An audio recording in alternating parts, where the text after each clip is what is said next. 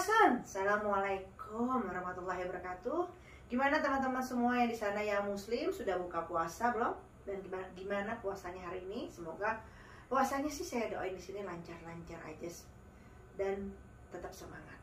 Oke, seperti biasa saya ditemani oleh Habib Muhammad Noval Syami Alatas, dan seperti biasa juga kita akan membawa kisah perjalanan hidup tentang Habib Syami saat mengruqyah orang-orang di luar sana.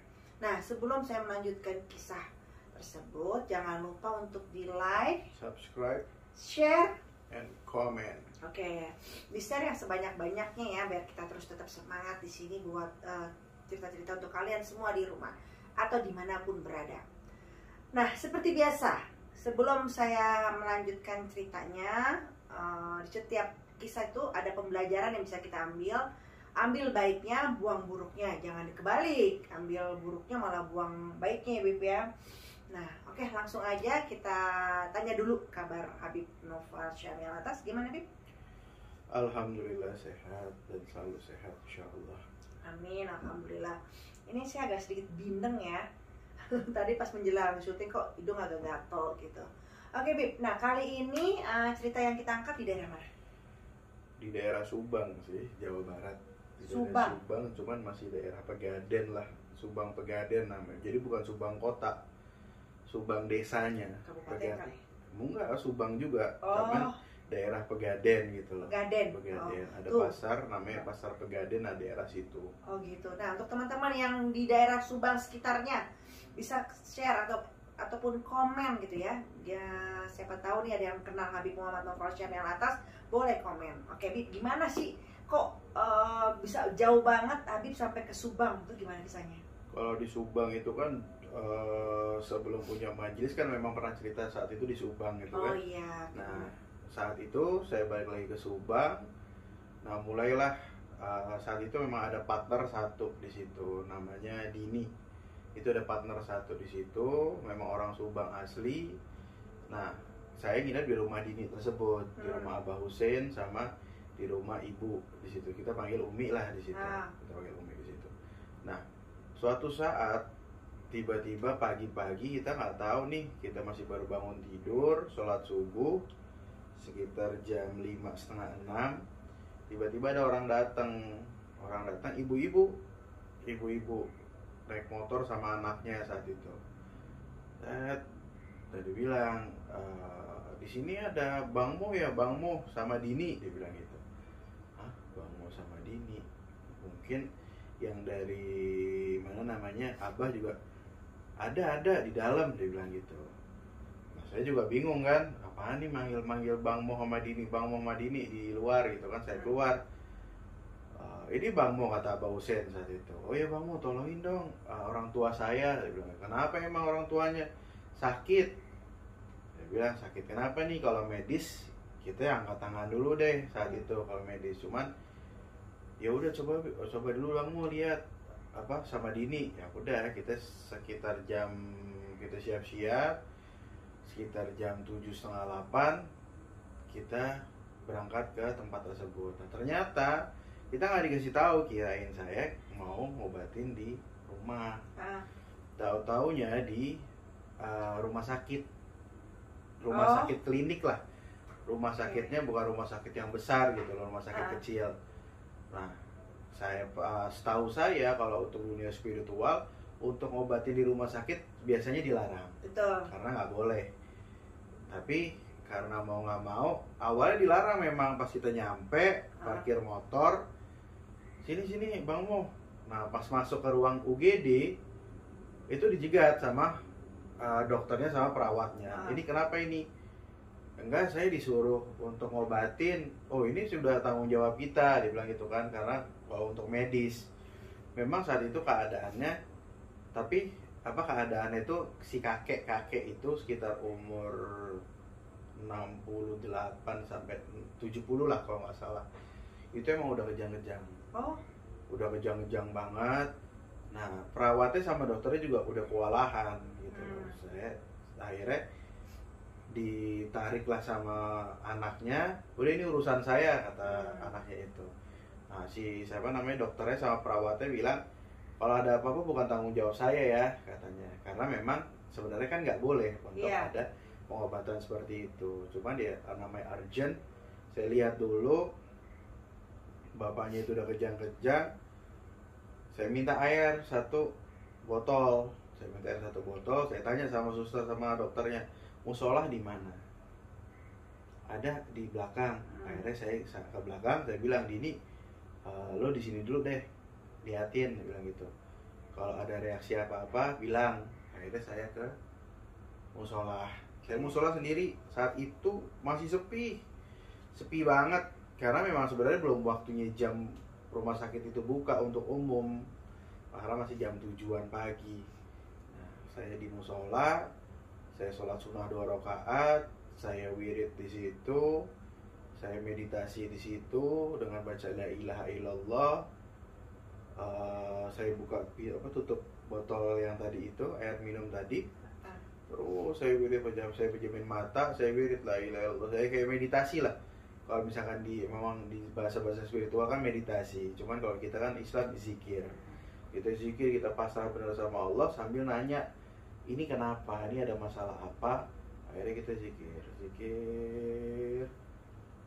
Kebayang rumah. Dalam bayangan saya itu, saya bayang rumah, dan di dalam rumah tersebut ada ular besar ngelilingin rumah tersebut. Gitu. Ular seperti ular piton, bukan ular kobra. Ular piton aja badannya, saya belum lihat palanya saat di bayangan tersebut. Wirid, saya terus, udah, saya tiupin ke air tersebut, saya langsung lari ke UGD tadi. UGD tadi, ternyata bapaknya masih kejang-kejang. Saya bilang, ini kasih minum, paksa minum, terus basuhin ke muka. Nah, pertama dijegat lagi sama dokternya, ini kenapa nih mau dikasih minum? Tapi memang kita di backing sama keluarganya kan. Udah, pokoknya kata dokternya kita bikin surat perjanjian, kalau ada apa-apa bukan tanggung jawab rumah sakit, dia bilang gitu. Oh ya udah, kata keluarganya. Diminumin, dibasuhin. Nah, itu bapak tadi itu, kakek-kakek itu duduk, muntahlah itu kakek. Muntahnya muntah darah lagi. Muntah darah, banyak itu, muntah darah kental-kental. Ibarat kata kayak apa ya? Gumpalan itulah banyak. Nah, dokter ini tambah bingung lagi. Panik dia. Pokoknya dia bilang lagi sekali, kalau ada apa-apa jangan salahkan kita dari rumah sakit. Iya, teriaklah si anaknya tersebut, perempuan. Iya Pak, ini urusan saya udah, pokoknya yang penting bapak saya sembuh, bagaimana caranya, dia bilang gitu. Ya udah, minumin lagi. Setiap minum muntah darah, setiap minum muntah darah. Saya bilang. Dan selalu gumpal. Nah, sampai habis itu akhirnya bapak itu tidur tenang, nafas normal. Saya bilang, rumah di mana? Ayo kita ke rumah dulu deh. 1 orang anterin saya ke rumah bapak ini, 1 orang biar di sini dulu. Dia bilang gitu. Akhirnya pergilah saya ke rumahnya. Pergi ke rumahnya lumayan jauh ternyata, dari rumah sakit ke rumahnya itu sekitar 15 menit 20 menit. Lumayan lah, lewat ya, namanya pedesaan kampung perdesaan, lewat pinggir sawah, pinggir sungai. Pokoknya mendaki gunung, lewati lembah lah ya. Kalau saya tinggal di situ, dia tinggal di situ ya nggak tahu lah, kesasar pasti. Terus adalah 1 rumah besar. Nah, di sini ada tetangga 2. Di belakangnya itu sawah. Nah, sawahnya dia itu 1 hektar, 10.000 meter. Itu ada tempat buat ituin padinya juga, buat iniin ngeringin gabah lah gitu. Akhirnya saya masuk di situ. Nah, saat nyampe kita parkir motor, saya lihat ke atas, barulah kelihatan bener emang ada ularnya di situ. Iya, ngelilingin rumah gitu. Terus ada palanya gitu kan. Nah, palanya itu pala ular sanca biasa, cuman gede banget. Di atap. Saya bilang astagfirullahaladzim, gimana ya? Akhirnya jangan masuk dulu. Minta garam. Garam apa abangmu? Dia bilang gitu. Garam laut yang banyak, 1 karung udah nggak apa-apa. Akhirnya dia pergi dulu. Nah, saya ditinggal sendiri. Dini yang partner kita itu di rumah sakit. buat misalkan ada apa-apa di rumah sakit dia yang nanggulangin lah gitu. Udah saya wirid di depan tuh, alhamdulillah itu ular ke belakang. Itu bayangan goib ya, jadi nggak kelihatan kasat mata. Nah itu ular itu ke belakang. Nah barulah bapak itu datang bawa garam 1 karung, garam laut 1 karung. Akhirnya saya masuk ke dalam. Nah saat masuk ke dalam itu bau bangke. Kaget juga sih, siapa namanya, anaknya yang laki ini. Oh dia juga Nyium juga kalau yang bau bangke. Kok bau bangke ya Bang Mo? Bingung nih dia. Tadi enggak. Pas dia ajak kakeknya bapaknya itu ke rumah sakit, enggak bau bangke. Nah pas kita masuk sini kok bau bangke? Ya udah biarin. Saya minta air 1 baskom, 1 bak lah, 1 baskom yang bukan baskom ya, pokoknya kayak baskom gede gitulah pokoknya. Bak besar. Minta isi air sama garamnya setengah saya masukin ke situ. Udah, saya minta si orang tadi ini, anaknya tadi, tolong siramin ke setiap sudut. Siramin sama di setiap sudut, siramin sampai di kamar-kamar juga. Nah, pas di kamar bapaknya disiram, keluarlah ular-ular kecil. Bukan ular, nggak tahu ular apa, pokoknya ular kecil lah, nggak 1 meter segini lah. Kayak anaknya ya, kecil banget. Itu keluar semua tuh, keluar warna hitam semua, keluar disiramin lagi terus. Nah udah semua, akhirnya saya wirid lah di situ. Saya tawasul di tengah rumah sendirian. Saya minta anaknya itu untuk nyiramin garam di luar. Jadi 1 rumah itu disiramin garam, ditaburin garam lah. Nah saya wirid di tengah, saya tawasul apa semua gitu, tawasul ke ke leluhur. Saya tawasul ke semuanya. Dia minta tawasul, ya Allah kasih petunjuk. Nah pas udah tawasul, nah biasanya kalau di Subang atau orang Jawa Tengah dulu, Jawa Barat dulu, itu ada 1 kamar yang khusus. Di situ ada kendi, ada gabah yang udah kering dicantolin situ. Pokoknya tempat-tempat taruh saji-sajian lah, atau pusaka-pusaka orang tua, pusaka turun-menurun di situ. Apa sih namanya? Kalau sekarang itu dipakai buat naruh beras. Lembung. Bukan lembung, kalau lembung kan gede. Nah ini cuma kamar, 1 kamar khusus memang buat begitu. Itu di Subang itu begitu semua. Nah biasanya Jawa Barat, kebanyakan Jawa Barat dulu itu ada 1 tempat yang emang 1 kamar yang tempat buat khusus itulah, begitu. Penimbunan, apa ya? Ya kayak penimbunan gitu, cuma 1 kamar. Ada istilahnya. Ada kendi 2, terus ada pokoknya ada cincin lah, pokoknya ditaruh situ lah untuk pusaka-pusaka. Nah saya wirid, tiba-tiba ada suara meledak di kamar tersebut. Akhirnya saya lari ke sana. Cuman asap putih aja keluar. Nah, asap putih keluar, cuman nggak ada yang pecah, nggak ada yang cuman asap putih keluar. Alhamdulillah, berarti udah keluar nih dalam hati saya gitu. Saya langsung minta anaknya coba telepon yang di klinik, telepon nomor klinik.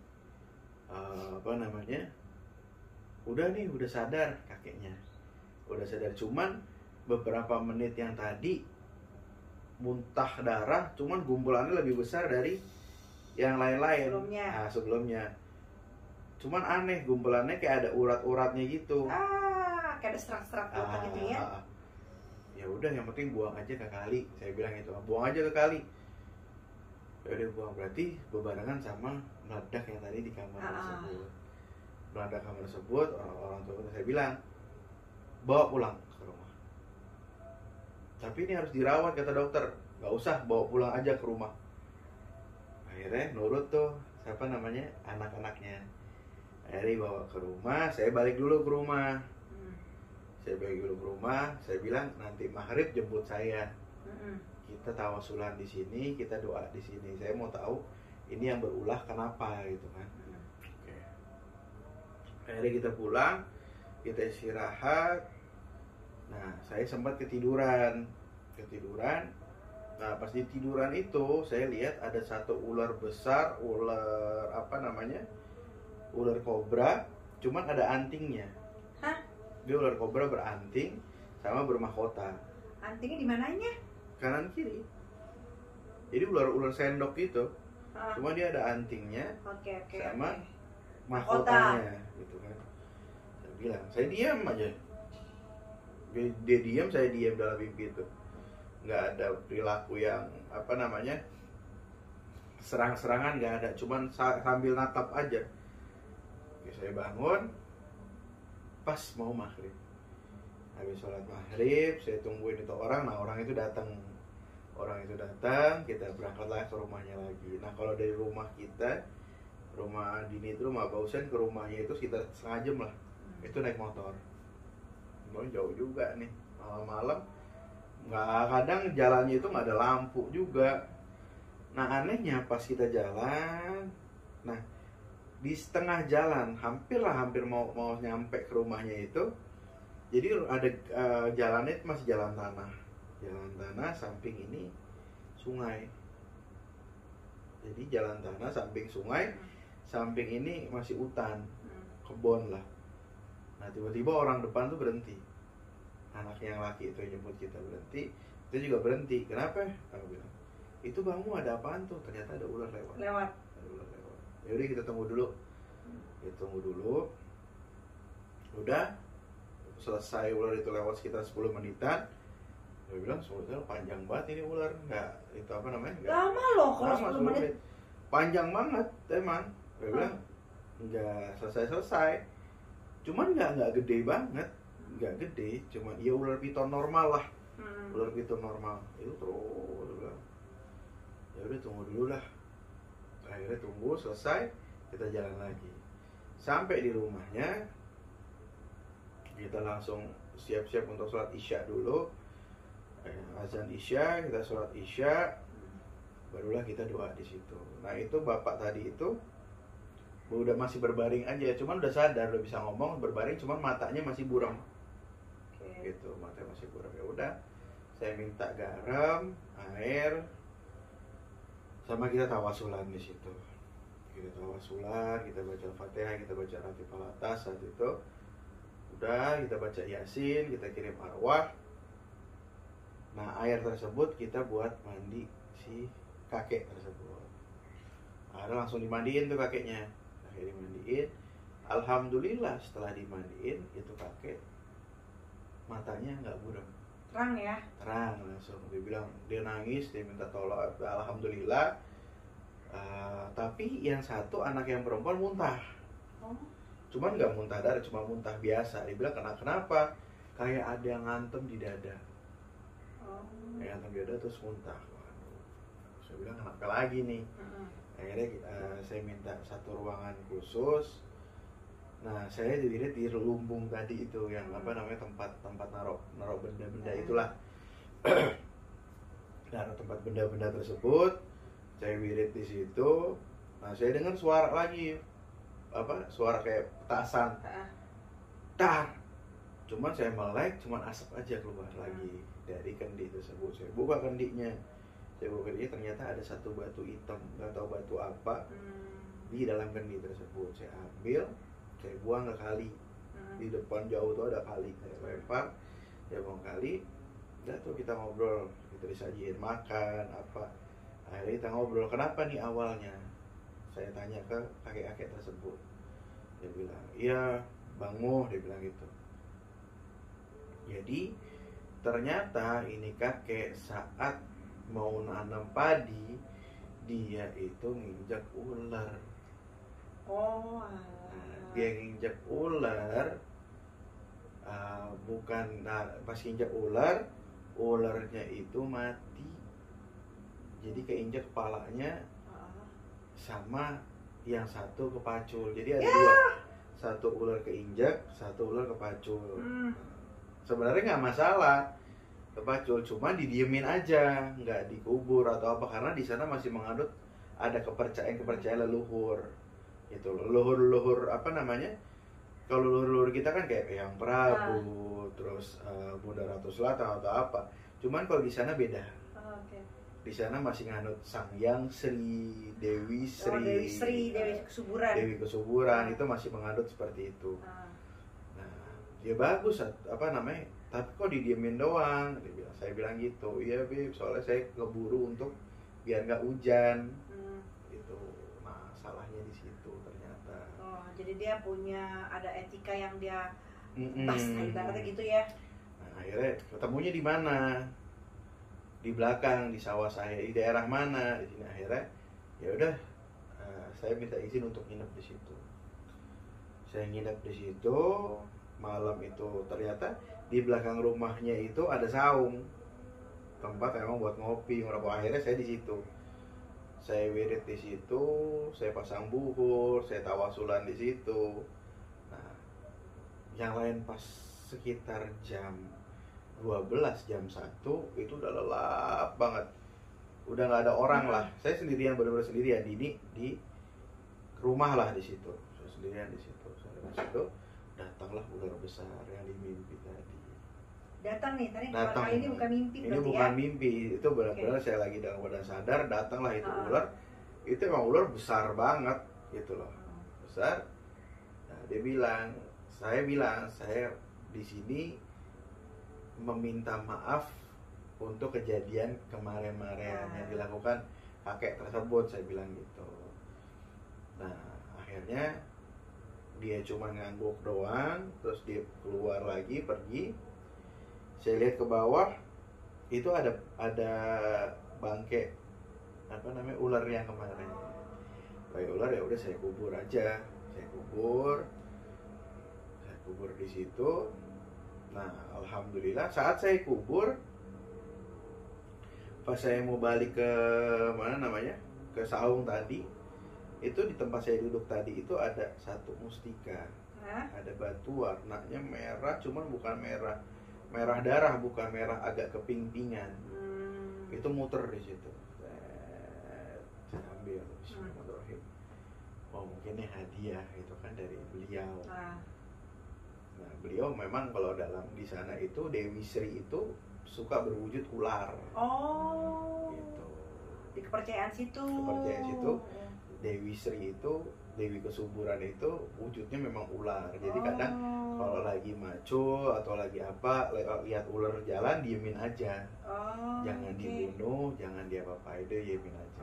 Gitu. Berarti ini persoalan adab dan etika ya, Bib ya. Adab dan etika itu tandanya berarti subur di situ. Memang ada kesalahan lah di situ dari kakek yang tadi. Akhirnya udah, saya dapat itu mustika, saya tidurlah di dalam. Pagi-paginya itu bapak udah bisa berdiri, udah sehat banget, kakek tua ini udah sehat. Nah, saya lihat mustikanya itu masih ada, berarti memang benar-benar hadiah dari itu. Akhirnya alhamdulillah sampai sekarang juga terakhir dapat kabar sih masih hidup ya, masih sehat lah, masih aktif. Itu kakek aku masih aktif macul, masih aktif bersawah lah di situ. Tapi alhamdulillah akhirnya sembuh lah di situ. Alhamdulillah gitu. Nah, itu dia. Saya selalu bersama Habib tuh ingetin, namanya kita hidup itu berdampingan ya. Ya namanya persoalan adab dan etika itu sebenarnya tidak melihat apa agamamu ya, Bib ya. Karena ya kembali kepada diri kita gitu kan. Kita tinggal di mana, kita masih tinggal di dunia, dan kita kebetulan orang Indonesia dan tentunya mempunyai adab dan etika. Jadi persoalan antara agama sama adab etika itu nggak bisa dibenturkan ya, Bib ya. Lebih baik tuh diselaraskan gitu, karena tidak ada yang salah sih selama kita memegang adab dan etika, menurut saya dan Habib seperti itu ya.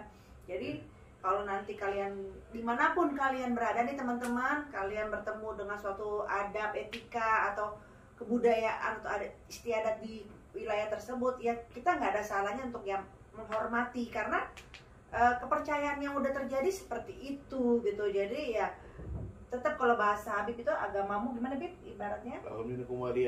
Nah, agamamu, agamaku, agamaku. Gitu. Dan selama tidak di luar koridor ya, Bib ya, selama itu adab etika ya it's okay gitu. Jadi poinnya di situ. Ambil baiknya, jangan lupa dibuang buruknya. Ada lagi ya, Bib? Itu dulu Ya. Ya, oke. Sampai ketemu di kisah-kisah Habib Muhammad Noval Syamilata selanjutnya dalam kisah Ruqyah. Jangan lupa tadi pesan saya di like, subscribe, and share, and comment. Di share sebanyak-banyaknya. Oke, biar kita tetap terus semangat dan tetap terus semangat untuk menjalankan ibadah puasa. Untuk yang menjalankan, Assalamualaikum warahmatullahi wabarakatuh.